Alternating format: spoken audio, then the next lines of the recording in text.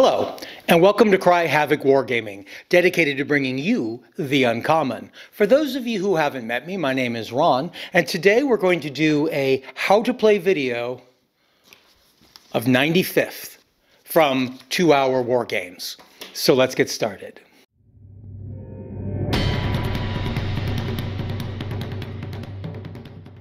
Some of you may be familiar with 2 Hour Wargames. This is a company that specializes in games meant mostly for solo games. They can be played in other ways.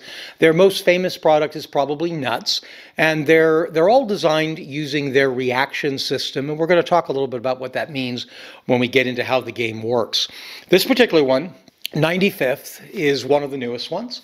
It is set on Napoleonic War in the Peninsula, or a campaign. I think the real strength of their product, however, lies in the campaign. The reaction system itself is a strength as well, but the rules, as you're going to see, are very, very light. And like any of their products, it's created to be a standalone game. The game is designed more towards trying to tell a story, and it seems to be getting more and more that way. And I'll talk a little bit about what that means as we go through the game as well. But that causes the rules to get easier and easier and simpler and simpler. What we'll go ahead and do is we'll take a look at how the game works, talk about some of its mechanics by way of an example of a game set in the Peninsula with my 95th rifles. So let's go to the gaming table.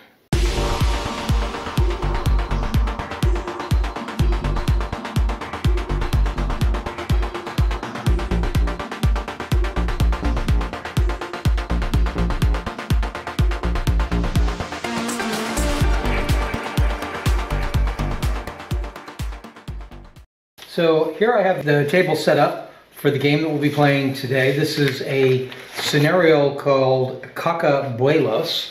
It is the third scenario in a campaign included in the 95th book.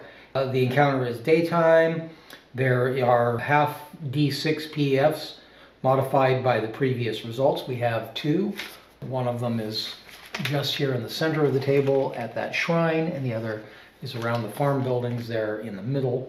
I've already rolled for what those are going to be. You're not supposed to do that until you identify them, but I wanted to save a little bit of time. The game is to be played with the 95th, well, and whoever your player unit is you're using, I'm using the 95th, holding a bridge against the French. The game seems to be changing over the years. If you go through Nuts, Nuts has a more typical tabletop arrangement with 8-inch movement for the figures, and the different weapons have ranges, and they've created two what were optional versions of the game, a battle board game where the whole game is played just on a 12 by 12 square board, or on a modified version of both, something in between a tabletop game and the battle board game. That looks like they've slowly been merging more and more over. So the normal rules in 95th are for the battle board. Instead of that being a optional thing at the end, that's actually what how the game is described. What used to be a mixture of the two together seems to be the tabletop version now. And that's what we're going to be playing, is that tabletop version of the game. It gets rid of some of the usual concepts of most war games. The movement is by squares, by sections of the table, rather than by a certain movement, and the ranges are all based upon that as well. If you were to look at this table and imagine it divided into 9 squares of equal size. Now each of those squares is basically a battle board. So the game, what I'm going to be showing today, is pretty much how the battle board game works as well, except that you only have the individual 12-inch squares, and the PEFs would be on that square immediately, instead of, in this case, they're in the middle square and a top square there. So it'll take a little time for them to get there. They won't be right on top of us immediately. On the tabletop version of the game, the player characters always come in on 7, 8, or 9. And our goal is to keep holding this bridge against the French. So the first thing we do is we're going to roll to see who has the advantage. Is going to be the French. I roll for the English. The English have 2 failures, and the French have 1. Basically what happens there is that I'm using the white dice for the French, the red dice for the English. And you begin by rolling to see who is the active player. You're rolling based on their reputations. You want to roll under their reputation Sixes are always failure. Right now I have, on both sides, I have fives. So what we're going to do is we're going to roll. I get one success with a 2. Anybody that's 2 or above can activate. Any group that's led by somebody who is 2 or higher, and so that's going to be pretty much everybody. And they get 1 as well, and in with a 1 or higher, so anybody can activate. We have 1 each, but they had advantage, so the tie is going to go to them. So we roll to see how they move. 2 PEFs, possible enemy forces. They both are beginning in cover, because I rolled for these prior to the game. If they'd been in an open area, you'd put them in the center, but if they're in an area with cover, you put them behind the cover. I'm going to roll for the one that's furthest away first. We get 2 successes, so that's going to be an advance forward. So they're going to come 1 section forward through cover. So they're going to come up to here. That is their action. I have nothing to respond to. That's 2. That's going to be a come forward as well. So this group is going to come into cover over here. And we would now roll to see what they are. I've already done this for both groups in advance, but you're supposed to keep a feeling of gray area by hiding it, so I should be rolling it now. But this is my my 22nd line infantry.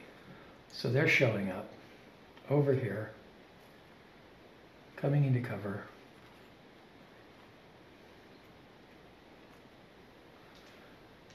That was their result, was they show up onto the board here. I believe we have to re-roll once we both get here, so that's what I'm going to do. So I'm going to roll for their action. I get an 8, I get 2 successes. They get 1 success.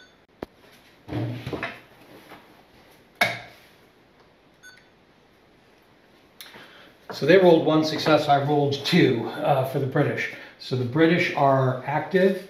We roll for advantage. The British also have advantage on a 1, 2, or 3. The player gets the advantage. On a 4, 5, or 6, the enemy do. So we are advantaged and we are first.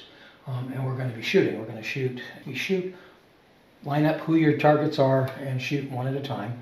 So I'm going to start with Abbott here. Abbott's armed with a rifle, and he's shooting at the fellow there. Now, the rules, it said here, this is one of the conflicting parts of the rules, is it said to move them up in cover, and so they should technically be in cover, but this rule here for shooting says that cover, the side starting the fight on the battle board, is always in cover. That would be these guys. Then after the first shots, both sides are considered to be in cover. I'm going to consider them not to be in cover. Maybe it's when they're coming over the wall or something. So we're going to shoot. Abbott is firing at their number 1 guy here. Abbott's 4 is what he has as his rep. He gets 4. So now we roll to see the result of the shooting damage. Here you roll 2 dice, but you add them together, and 2 is pretty bad. What you're trying to beat is their target value plus their defense. So for him, that's 7. So 2 does not beat 7. That being the case, the target ducks back. He goes out of line of sight back there. That's the first shot. I'm going to turn these guys around to show who's empty. So now we go through and we fire. As long as I'm getting results, I get to keep firing. This is the leader of this group, Will Pinkerton. He's moved up a level, so he has 6, but 6 is always a failure. So that's 2 hits. So he hits the number 2 guy there, but he only does 5 points, and the number 2 guy takes 9. So he also is going to duck back to here. This isn't without its advantages, because it means they can't return shooting, because they're moving back. So at least we're having some effect. This is Clark. Clark is 4. That's 1 hit. Now, 1 hit's going to be treated a little bit differently. The first thing we do is we check, it's a miss if the target's in cover. But based on what I read in that rule earlier, they're not considered cover yet. So it doesn't go to that. We go down to the next line, which it says rifle or volley gun. This is a rifle, so that counts as a hit. So we'll go ahead and move forward as a hit. 9. That's the third guy. 6 points, so that is a hit. It beats his target value, so it is a hit, but because it is not doubles, it is out of fight. So that means he's not necessarily dead. He's cowering or badly wounded. This won't matter probably in this game. Well, I mean, it doesn't mean he stays there. He can be taken prisoner if that was required by the scenario. If he was one of our guys, we could save him and he could continue on to the next game. But none of that's what's going on here. And now we'll go ahead and shoot with Barnes. Barnes is also a 4. He's shooting at the last guy standing there, and he only gets 1 hit. This is going to be the same as last time. It doesn't count as cover because he was moving. It is a rifle, so it does count as a hit. I rolled 8. This is doubles. 6, 7. That is a kill. That is a kill because it is over his target value plus his defensive value of 1. These guys aren't very good. Their defensive values are all very 1. The other group of French are much better than that. And that ends that turn because there's nobody there to return their actions. So we'll go ahead to the next turn. I've got 2 successes for the British and only 1 success for the French. I'm going to reload those that I can. And we're going to hold here and wait.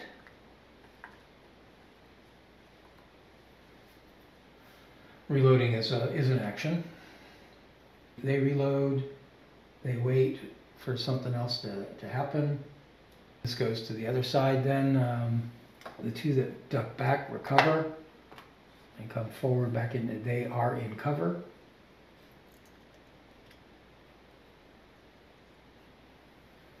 I can respond to that movement. I'm going to respond by firing. I fire first. The guy on the left. This is Abbott firing. He gets 1 hit. This does count in cover, so that is a miss.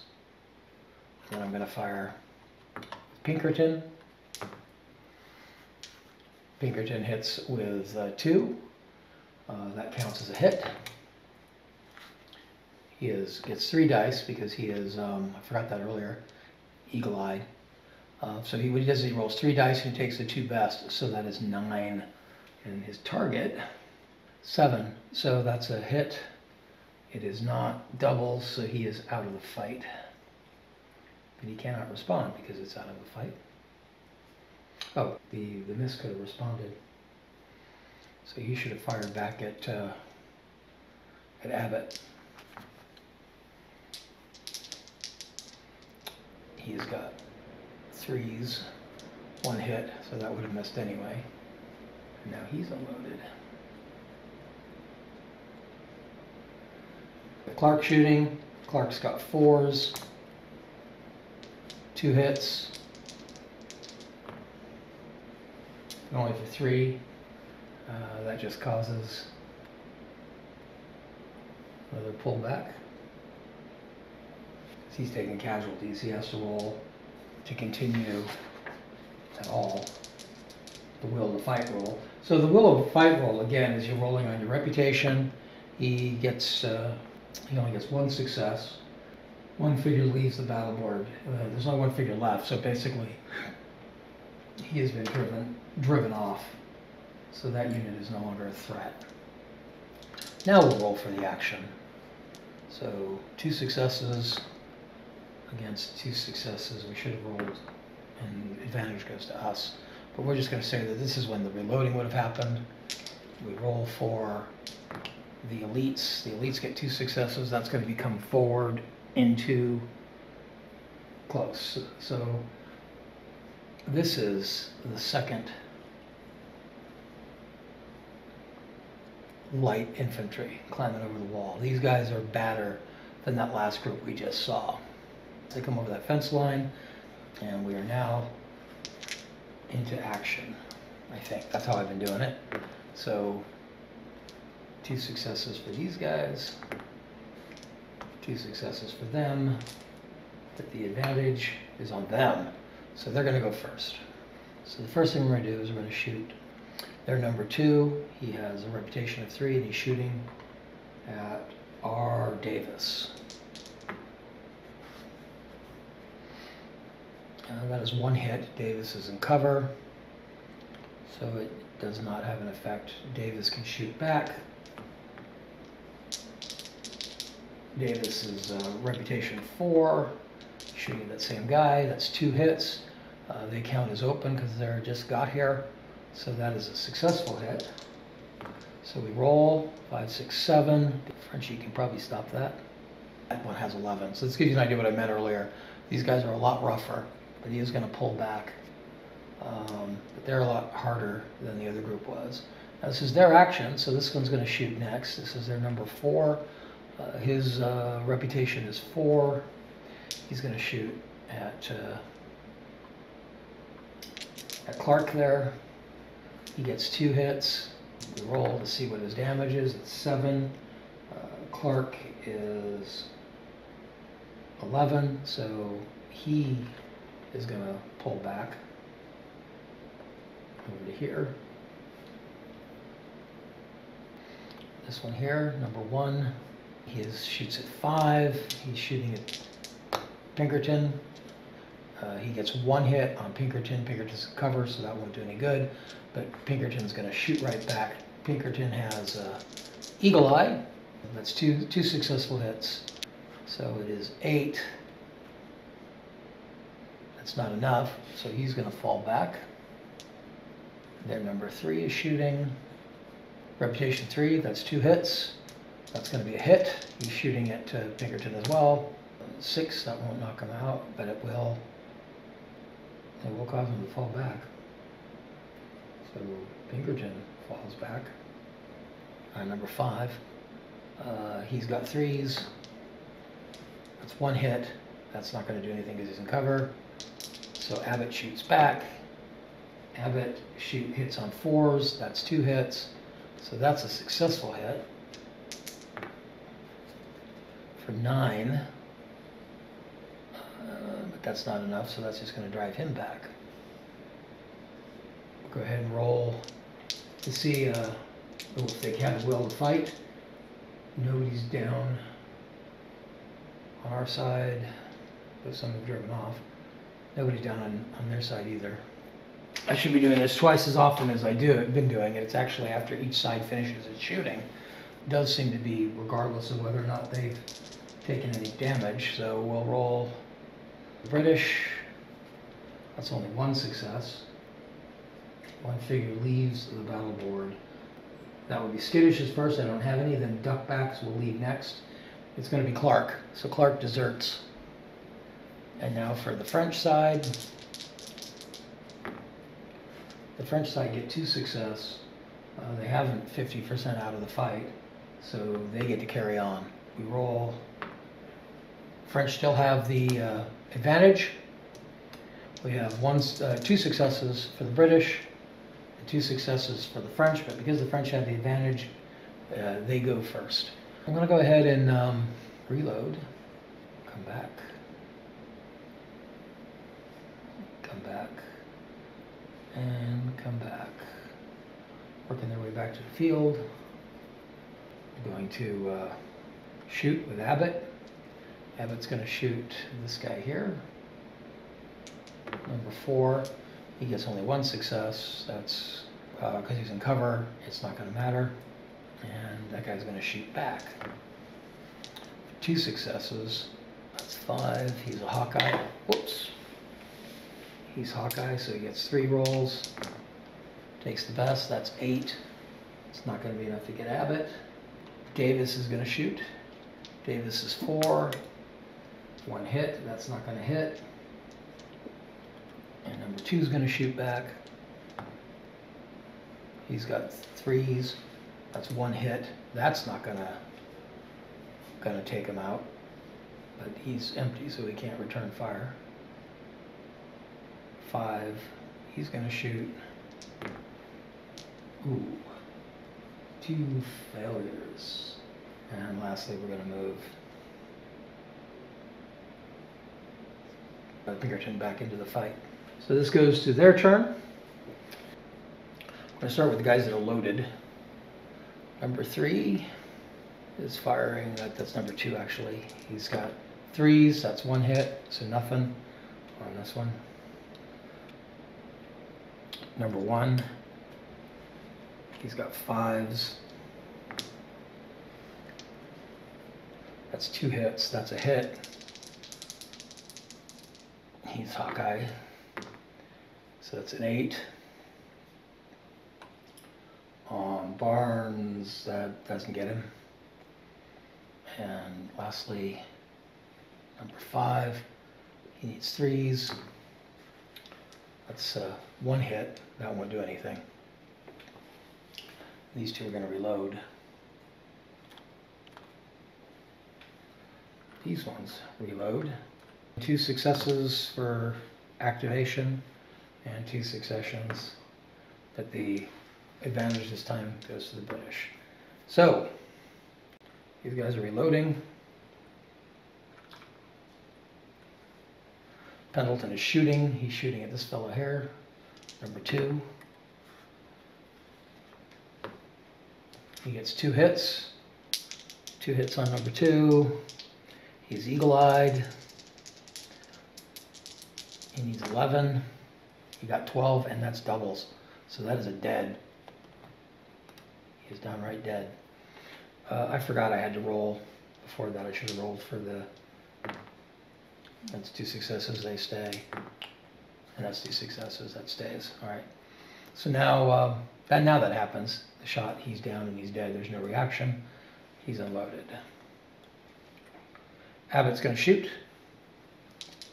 Abbott can't shoot because he loaded this turn. The turn goes to our action phase goes to them. 5 is shooting. 4 is shooting. His 4s, that's 2 hits. He's shooting at Abbott there. That's 2 hits. 6, that won't get through. So Abbott's going to duck back.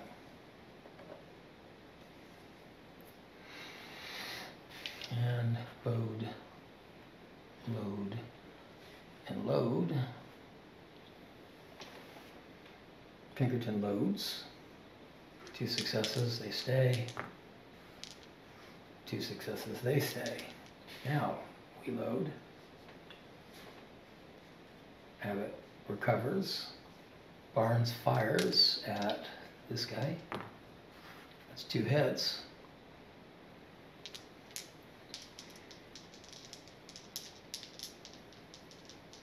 That's number 4. He's got 11. Oh, 10. Almost. It's enough to drive him back, though. Davis fires. Davis has 4. It's 1 hit. So that doesn't hit. And he's gonna return fire. Number 5. These 3s. Those both miss. We roll 1 success. Okay, this is for the will to fight for the Brits. 1 success, their army. 1 leaves the battle board. Skirmish, we don't have any skittish. Duckbacks, we don't have any duckbacks presently. Finally, the lowest rep. Who do we still have? The lowest reps, it's going to be one of the 4s. So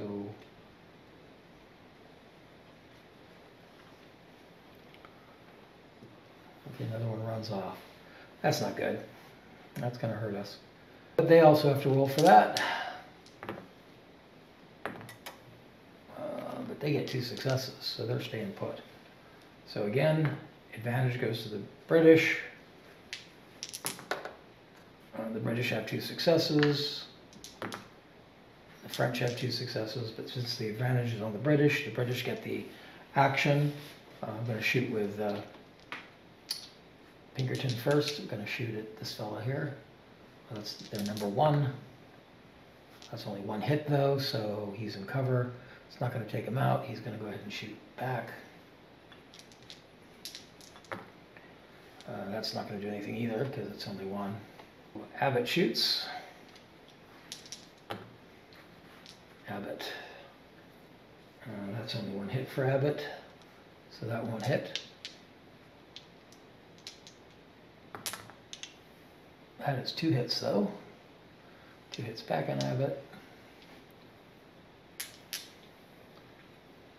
That is their number 3. That is not one of their Eagle Eye guys. 8 doesn't get through. Havoc falls back. This guy loads. And we roll again. 2 successes, they stay put. And for the French. 1 success. So one of them is going to fall away, and it's going to be the fall back guy, actually. So they load, load, and load. Now we roll again. Not good. 2 failures on the will to fight. Whole side leaves the battle board. We have lost. We just left. Could not take that anymore. That's the first time that's happened for us. And they got no 6, so they stayed on. They drove us off the field. Wow, didn't expect that. So we've been chased off the field. After the encounter, we see if the figures return to the band who ran away. So I'm not going to bother to roll for theirs, but for ours. So this is our Clark, had 4. That's 1 success. He recovers out of the fight. Figure recovered the band, not recovered. Those who left the battle board do not return. So he's gone. We've lost Clark, but we do not lose Davis. Davis comes back. Increasing rep D6. This is how you keep track of your abilities and your skills, your placement through the campaign game. So for each opponent we cause damage to from shooting the melee, we get 1d6, and it looks like it's just the 1. We haven't interacted. We have not succeeded. Decreasing, band member left behind. Oh, we did not leave anybody behind, so that's good. Mission was a failure, that's -3, so we're now -2. We haven't interacted. We have left the battle board in defeat. That's -5. Anyway, we're at -5. Now let's look at the scenario itself and see what it says is the reaction there for us having left. All right, so we were driven off the field. We've lost 5 D6s to our rep. The rewards, though, for this particular adventure, we don't get the rewards for having 1. In fact, we're going to have 1 more PEF during the next mission than we would have had normally. However, I mentioned that I wouldn't get promoted. Actually, the bottom note here says if you haven't risen in rank yet, casualties have caused you to be promoted to corporal. The captain needs you for a special mission. You need to contact El Jefe, the local guerrilla leader. Higher up is planning something special, and they need some help. So I still do get promoted to corporal, whether I deserved it or not. And that's how that game unfolded. That gives you an idea how the game plays. It gives you a little bit of idea of how some of the scenarios work. Now, I'm playing scenarios that are actually written. There's a small campaign actually written into the book, but you don't have to do that at all. There are random scenarios, and that's true of an awful lot of their books. I can't remember if it's in Nuts, but it's certainly true in Long Rifle and in 95th, that there's a system for rolling a certain number of missions every season and taking your character through his career without a pre-designed, predetermined system. So that gives you an idea there what that looks like. So that's a sample of the gameplay in 95th, very similar to many of the other products put out by 2 Hour Wargames. The games, he seems to be going through a evolution. Right now, all the games come with 2 main ways to play them. We're using the tabletop version, but there's also what he calls the battle board version. I think I discussed that a little bit, and we were going through the game earlier. The rules themselves are very, very light, very detail-free. That is on purpose from his point of view, the intention being to create a better story and not to allow the complication of rules to get in the way. Personally, I haven't decided yet what I think of that. The game rules are very easy and very simple.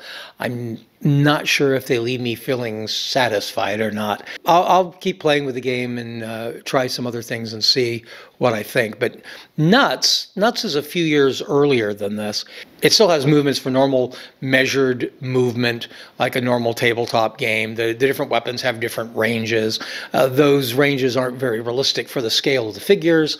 I still think they're feel more like what you're used to for a war game in general. So I don't know how much that bothers me or not. Like I say, I don't know. It's a new idea, a new concept, considerably different from more traditional wargaming, and I think it may just take some getting used to decide whether I like it or don't like it.